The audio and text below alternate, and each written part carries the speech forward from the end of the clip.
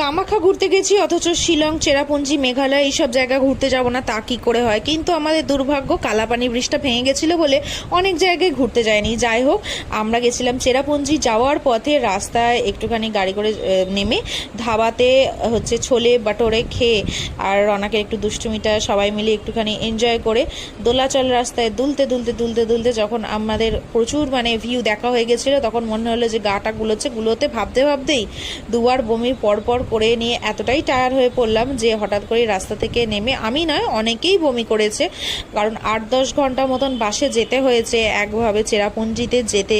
তো একটুখানি নেমে একটুখানি হাঁটাচলা করছিলাম। এখানে হচ্ছে আমাদের সহজাতি দুটো বাচ্চা ছিল, তারা এই যে ছোট জায়গাটায় জল আছে, কি বলে আমি জানি না, এইটায় পাথর ফেলছিল, যা হয় বাচ্চারা খেলছিল। খেলে আমরা ফাইনালি চেরাপুঞ্জি পৌঁছে ওখানে হচ্ছে লাইভ মিউজিক হচ্ছিল, তো সেটা একটুখানি এনজয় করছি।